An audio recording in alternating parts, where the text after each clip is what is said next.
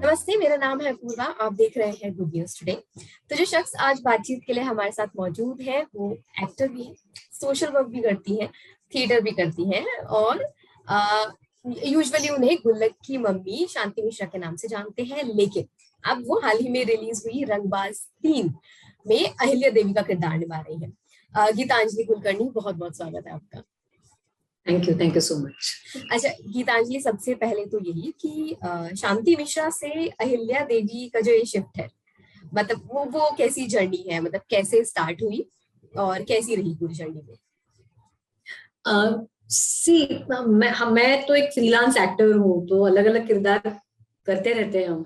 तो ऐसा हो जाता है कि एक आध सीरीज जो पॉपुलर होती है तो लोग उसी किरदार को ज्यादा अपने करीबी मानते हैं। लेकिन मैंने सुशीला शेखर नाम का एक किरदार निभाया था आर्या में, जिसमें मैं कॉप हूँ, जो एक करप्ट कॉप है और एक संगीता वाघमारे का रोल किया था प्राइम अमेज़न पे, जो एक एंथोलॉजी थी कोविड पे। उसमें एक वो बीएमसी बॉम्बे म्युनिसिपल कॉर्पोरेशन में काम करने वाली टीचर है, जो कोविड के समय उसके साथ क्या होता है वो कहानी बताई है।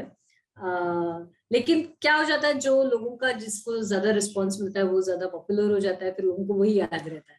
ऐसा हो जाता है, विच इज ऑल्सो मतलब आई एम फॉर्चुनेट कि गुल्लक इतना पॉपुलर हुआ और अन्नू की मम्मी इतनी पॉपुलर हुई। तो रंगबाज भी उसी का एक मतलब एक पड़ाव है। तो जब सिद्धार्थ जी ने, जो हमारे राइटर हैं, उन्होंने मुझे नरेट की कहानी, तो मैं बहुत ही प्रभावित हुई, बिकॉज जिस तरह से उन्होंने लिखा था। और मुझे खुद को पॉलिटिक्स में बहुत इंटरेस्ट है। मैं मतलब पॉलिटिशियन नहीं बनना चाहती, लेकिन I read a lot about politics, I read a lot about what's going on in our country और इन द वर्ल्ड। तो ये मुझे उसमें इंटरेस्ट होने के कारण जब मैंने पढ़ा तो मुझे लगा कि मैं जानना चाहूंगी कि क्या होता है ना इन लोगों के बीच, कैसा क्या वो डायनेमिक्स होते हैं पॉलिटिशियंस के बीच। And if you are part of it, then आपको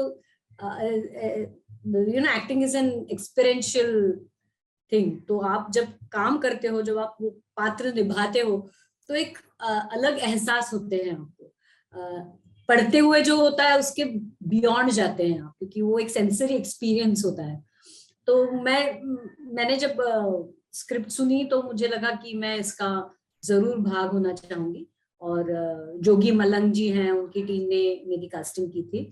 और जार पिक्चर्स बहुत ही क्या कहते हैं, बहुत ही अच्छा प्रोडक्शन हाउस है। उनका जो तालमेल है, उनका जो सब डिजाइन है, वो बहुत बेहतर होता है। तो काम करने में बहुत मजा आया, क्योंकि बहुत अच्छे कलाकार थे इसमें, तो उनके साथ मंजे हुए कलाकार थे, तो उनके साथ काम करने में एक अपना भी एक क्या कहते हैं ना, you are also at, you are not, मतलब आप देखते हो कि आप भी उनके जैसा कुछ करो, उनसे कुछ सीखो।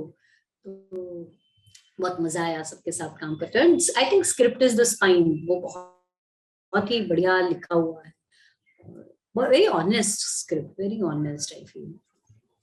अच्छा, अहिल्या देवी का जो ये रोल है, मतलब ये किसके बारे में, इसके बारे में थोड़ा सा अगर आप बता पाए तो। As you know, कि Rangbaz is inspired by many events, which happen not just in one state or one country. पूरी दुनिया में ये सब हो रहा है। जिस तरह जब आपके पास पावर आती है, जब आपके पास ताकत आती है, तो आप जिस तरह से उसका इस्तेमाल करते हो, जिस तरह से आप राज करते हो, वो सब हम देखते आए हैं, महाभारत के समय से देखते आए हैं कि ये सब ऐसा ही होता आ रहा है। तो अहिल्या देवी का पात्र ऐसा पात्र है कि जो बहुत ही हम्बल बैकग्राउंड से हैं, जिसको शायद कभी पता भी नहीं होगा कि मैं कभी इस राजनीति के खेल में जाऊंगी। लेकिन ऐसी कलैमिटी आ गई उनपे कि मतलब उनका खुद का बेटा मारा गया, तब वो उनका जो रिएक्शन था, उनका जो रिस्पॉन्स था उस चीज की, मैं जो मेरे साथ हुआ है वो और किसी के साथ नहीं होने दूंगी। और जो ये सत्य की लड़ाई है वो मैं लड़ूंगी मरते दम तक। और वो ताकत थी, वो एक माँ की ताकत थी, वो एक सत्य के लिए झगड़ने वाली जो एक व्यक्ति होती है उसकी ताकत थी। और ये मेरे लिए बहुत बहुत महत्वपूर्ण था ऐसा पात्र करना, क्योंकि ऐसे जब आप पात्र करते हो तो शायद आपको भी कुछ ताकत मिलती है, जस्ट से क्या तो आपको भी एक ताकत मिलती है जब आप ऐसे पात्र निभाते हो। तो यही कारण था, और मेरे लिए बहुत महत्वपूर्ण है अहिल्या देवी का पात्र, और मुझे लगता है उस पूरी कहानी में उसका महत्व बहुत है, क्योंकि वो एक ही ऐसा पात्र है जो पॉलिटिक्स में नहीं है, जो मतलब उस समय वो राजनीति में नहीं, उसके पास कोई कोई ताकत नहीं है, लेकिन फिर भी अपने प्रिंसिपल से, अपने जो अपनी जो फिलॉसफी है उस पर डटी डटी रही है वो। तो वो मेरे लिए लगता है बहुत आज के जमाने में बहुत मायने रखता है, और हमारे लिए बहुत जरूरी है ऐसा मुझे लगता है। अच्छा, जब हम इस कैरेक्टर की बात करते हैं अहिल्या देवी की, आपने बताया कि आपको पॉलिटिक्स के बारे में पढ़ना बहुत पसंद है, तो जब आप इसे परफॉर्म कर रही थी तो कुछ मुश्किल आई, या फिर आपने बहुत इजीली, बहुत स्मूथली इसको पूरा कर लिया? देखिए क्या होता है कि जब आप इतने सालों से काम कर रहे होते हैं तो आपको एक ग्राफ पता होता है, ऐसा नहीं होता है कि हर समय कुछ मुश्किल आती है, लेकिन एट द सेम टाइम मुझे लगता है कि मेरे लिए बहुत जरूरी होता है कि उस मोमेंट में वो जब हो रहा है, वो जो एक्शन और कट के बीच में मैं पूरी तरह वहां पे हूँ, ये मेरे लिए बहुत इंपॉर्टेंट है। As an actor, as a performer, I am completely there, उसी चीज के बारे में सोच रही हूँ मैं। अपना पूरा जो क्राफ्ट है, मेरा जो पूरा मैंने वो पात्र का जो एक उसकी दुनिया जो रची है उसमें मैं रहूं, और ना कि मैं अपने कुछ और थॉट्स, जो पर्सनल थॉट्स है उसके बारे में सोचूं। I try my best to be there at that time, to be honest. ये हमेशा मुश्किल ही होता है, मुझे लगता है, मुझे नहीं लगता ये कोई आसान चीज है। हाँ, ये जरूर है कि हम, चूंकि हम जैसे एक्टर्स हम काफी सालों से ये कर रहे होते हैं, तो वो ट्रांसपोर्टिंग थोड़ा उसकी आदत हो जाती है। लेकिन फिर भी मुश्किलें तो आती हैं, और वो उस पर मतलब वो ना सोचते हुए अपना काम निभाना, यही हमारा काम है एज एक्टर्स। लेकिन मैं जैसे कह रही हूँ कि वो रोल इतना बढ़िया लिखा हुआ था कि वैसे मुझे ऐसे देखा जाए तो कुछ ज्यादा सवाल नहीं खड़े हुए मेरे दिमाग में कि ये ऐसा क्यों है, या ये क्या कर रही है, ये क्यों कर रही है, ये क्यों ऐसी है।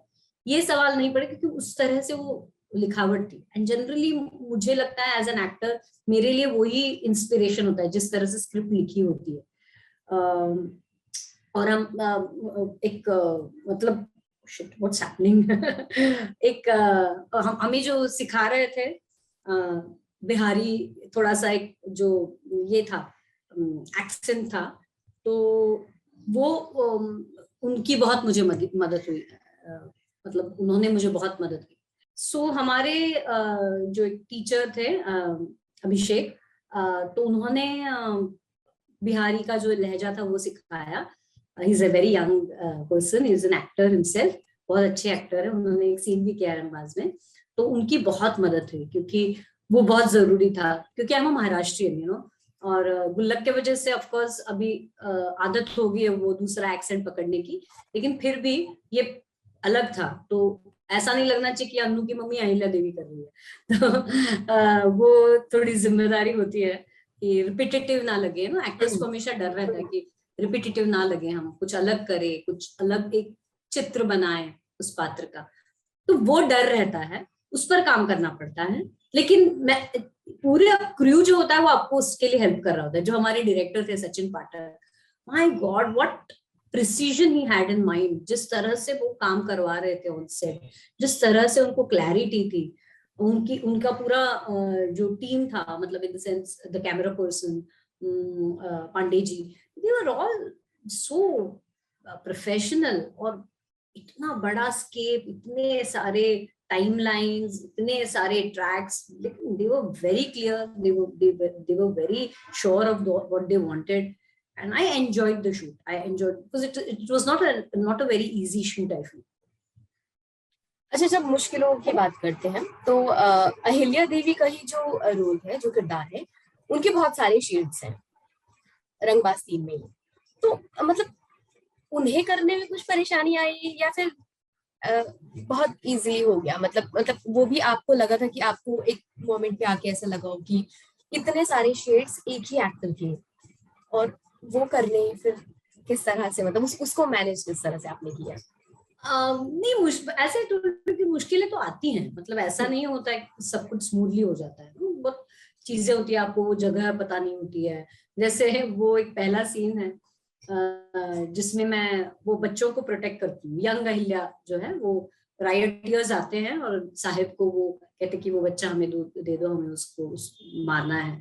तो वो कहते हैं वो मेरा बच्चा है, और वो राइफल निकालती है और शी मतलब वो धमकाती है उनको, राइटियर्स को, कि आप आगे बढ़ोगे तो मैं बंदूक से मारूंगा। शी डज दिस ना, कि वो बुलेट जो होता है, मुझे तो वो वोकैबुलरी भी नहीं पता है क्या, but it was difficult because it was an old gun.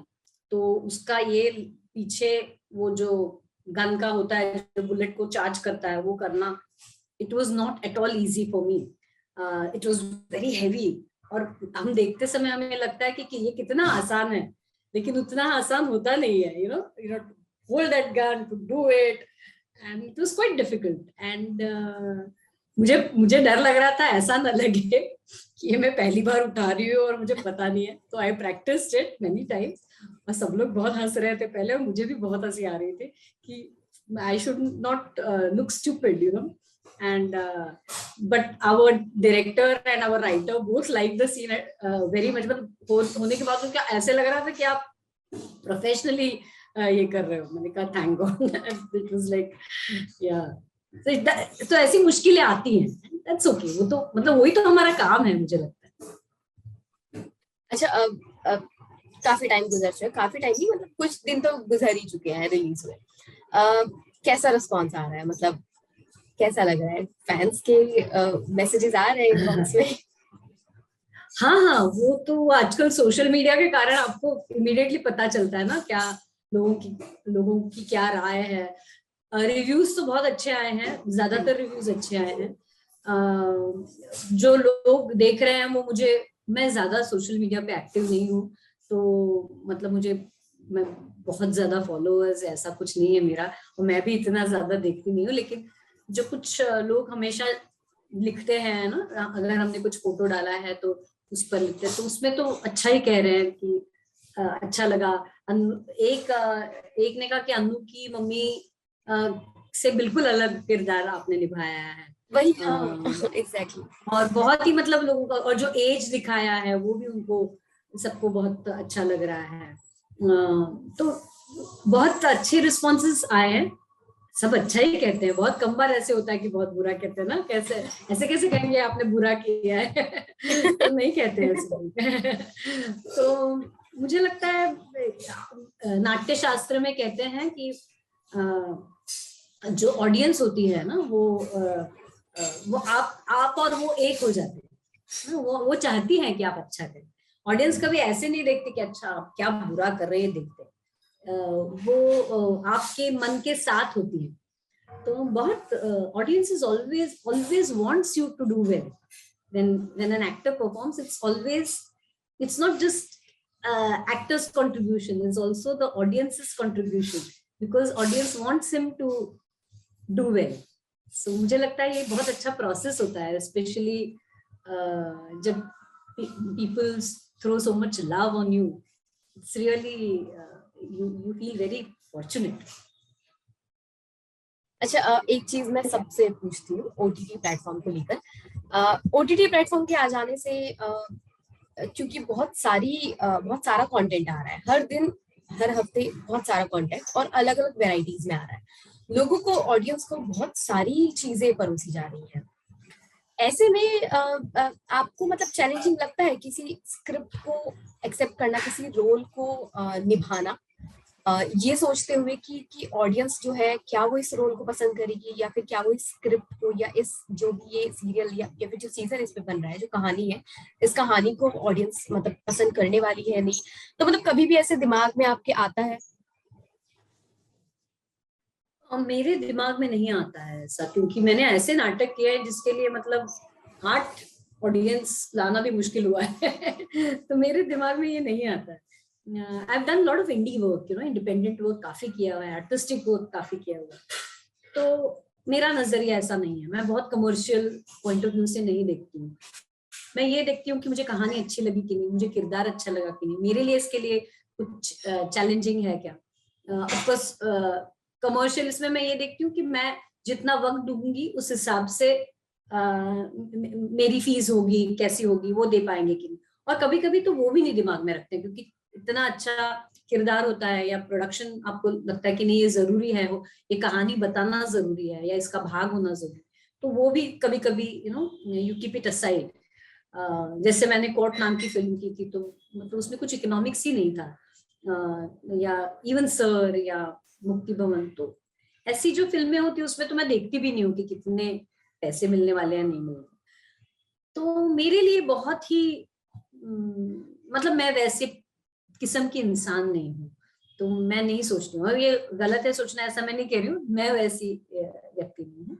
तो मेरे दिमाग में ये पहले आता है कि ये किरदार कैसे है, ये कहानी कैसे है, कौन बना रहा है, क्योंकि आप उनके साथ वक्त गुजारने वाले हो, 1 महीना 2 महीना आप उनके साथ गुजारने वाले, तो वो लोग लोगों के साथ आपका जुड़ना बहुत जरूरी है, जिन लोगों के साथ आप कहानी बताने जा रहे हो। तो ये मेरे लिए चीजें बहुत मायने रखती है, and that is very valuable for me. आगे क्या होगा ये तो ऐसा है ना, आपके कंट्रोल के बाहर है, क्या क्लिक हो क्या ना हो, लोगों को क्या पसंद है ना पसंद है, this is beyond anybody's control. क्या आप मतलब वो कुछ भी आपके हाथ में नहीं है। तो मुझे लगता है हम अपना काम जितना जितना हो सके कंसंट्रेशन के साथ, ऑनेस्टी के साथ करें, ये अपने हाथ में, ये अपने कंट्रोल में है चीजें। बाकी सब तो मेरे कंट्रोल में भी नहीं है, और मुझे I am not that kind of a person who understands all this, कि बिजनेस समझ में आए ना, वो क्या है ऑडियंस की नस क्या है समझ में। I have done work which audience is not liked at all. I have done so many works like that as a theatre person. बहुत मुश्किल, और पर आर्टिस्टिक काम ऐसे होता है, ऑडियंस को शायद पसंद नहीं। You many times there are stories which are ahead of their times, audience doesn't understand that, but you need to do that as an artist, क्योंकि आपको वो एक एग्जाम्पल सेट करना होता है। अगर आर्टिस्टिक काम नहीं होता तो आज हम जो एंगल्स लगा रहे हैं, जो क्या कहते हैं स्क्रिप्ट्स लिखी जा रही हैं, वो नहीं लिखी जाती है। सत्यजीत राय वगैरह सब लोगों ने ऐसा काम करके रखा है, बाद में मृणाल सेन, श्याम बेनेगल, गोविंद निलानी, इन्होंने ऐसे काम किया, आर्टिस्टिक काम किया, इसीलिए हम आज ऐसे किरदार देख रहे हैं। आज अहिल्या देवी जैसा किरदार हमको देखने को मिल रहा है बिकॉज 70s में ऐसा काम हुआ है, अदरवाइज हम टिपिकल कैरेक्टर्स ही देखते शायद। तो या I don't think it is always necessary to appease audience. some stories they are made like that, which are to appease audience, कि audience को पसंद आए, commercially बहुत successful हो, but work like in independent cinema or independent storytelling is also necessary. Like War Room अगर आप देखो जो Amazon पे है, संगीता वाघमारे की जो कहानी है, जो अयप्पा ने डायरेक्ट की है, शुभम ने लिखी है, उसको we knew it from the beginning कि ऐसा नहीं होगा कि it will be like गुल्लक जैसा हिट होगा, but it is necessary to tell these stories. तो हमेशा नहीं होगा कि आपको सब ऑडियंस को सब पसंद, तो आई नो। तो मैं ऐसी व्यक्ति नहीं हूँ कि वैसा सिलेक्ट करूं, मुझे पसंद आए, मुझे अच्छा लगे, मुझे चैलेंजिंग लगे, मुझे लगे कि इसमें ये करने में ये जरूरी है, मेरे लिए वैल्यूएबल है। अच्छा, एक और चीज, अब डू यू रियली फील कि ओटीटी के आ जाने से थोड़ा और आसान हुई है चीजें, मतलब ऑडियंस तक कंटेंट पहुंचाना, ऑडियंस तक स्टोरीज पहुंचाना, सिनेमा हॉल्स और उनके बड़े पर्दे के, मतलब अगर लिहाज से हम ना देखें, छोटे जो पर्दा है, जो ओटीटी प्लेटफॉर्म है, क्योंकि सबके फोन में लोग चलते चलते, लोग बैठते, लोग ऑफिस में भी देख लेते हैं यूजुअली। सो आपको भी लगता है कि शायद चीजें आसान हुई है ऑडियंस के लिए भी और एक्टर के लिए भी? हाँ, सी हर एक चीज का कुछ अच्छी बातें होती हैं, कुछ उसके वजह से नुकसान भी होता है। जैसे अच्छी बात ये हुई है कि बहुत सारे कहानी बताने वाले आए हैं, उसकी वजह से बहुत सारे एक्टर्स को, बहुत सारे टेक्नीशियंस को बहुत सारा काम मिल रहा है, अलग किस्म की कहानियां आ रही हैं, अलग किस्म के किरदार आ रहे हैं। ये सब तो बहुत फायदा हुआ है। पर इसमें यह है कि इतना कंपटीशन बढ़ गया है, लोग फटाफट फटाफट काम करना चाहते हैं, वक्त नहीं दे रहे हैं, ऑडियंस भी ज्यादा देर कंसंट्रेट नहीं कर पाता है, वो फट से अपने हाथों में होने के कारण वो फट से चेंज कर, बोर हो गया, चेंज कर दिया चैनल। तो ये सब भी हो रहा है। और maybe I am little old school, तो मुझे ये भी लगता है कि मैं ऐसी ऑडियंस हूँ कि मुझे जाके when I see something I see with full concentration. मैं 10 चीजें सर्व करके नहीं देखती हूँ, मैं पूरा समय उसमें देती हूँ। मैं कम कंज्यूम करूंगी लेकिन मैं पूरा वक्त उसमें दूंगी। तो मैं उस स्कूल ऑफ थॉट से आती हूँ, तो मुझे ज्यादा मतलब वैसा, मैं खुद बहुत कम कंज्यूम करती हूँ, लेकिन मैं उस तरह की हूँ। लेकिन वही, अब ये इतना सारा चीज बन रहा है, इसीलिए हम जैसे एक्टर्स को काम भी मिल रहा है, ये भी सच है। और ऐसे किरदार भी आ रहे हैं, गुल्लक जैसी सीरीज आ रही है, रंगबाज जैसी सीरीज आ रही है, जिसमें अलग अलग किस्म के किरदार हैं और अलग अलग किस्म के एक्टर्स हैं। तो ये भी है फायदा, हर चीज का अपना फायदा नुकसान होता है। और मुझे लगता है कि 10 साल में उसका करेक्शन भी आ जाएगा कि कितना कंटेंट आएगा, क्या होगा, हर चीज का अपना करेक्शन होता है, सेटल हो जाती है ना, medium gets settled and then you know what exactly will stay, what exactly is feasible. It has to be financially feasible, it has to be acceptable for people. तो धीरे धीरे हम सब अपना अपना रास्ता ढूंढते हैं। गीतांजलि, लास्ट क्वेश्चन कि अब मतलब किन प्रोजेक्ट्स पर आप काम कर रही हैं अभी, कुछ प्रोजेक्ट्स पर, या फिर अभी के लिए आपने थोड़ा ब्रेक लिया? नहीं, काम तो कर रही हूँ मैं, मतलब मुझे लगता है मैं बहुत कम काम करती हूँ, लेकिन काम कर रही हूँ अभी।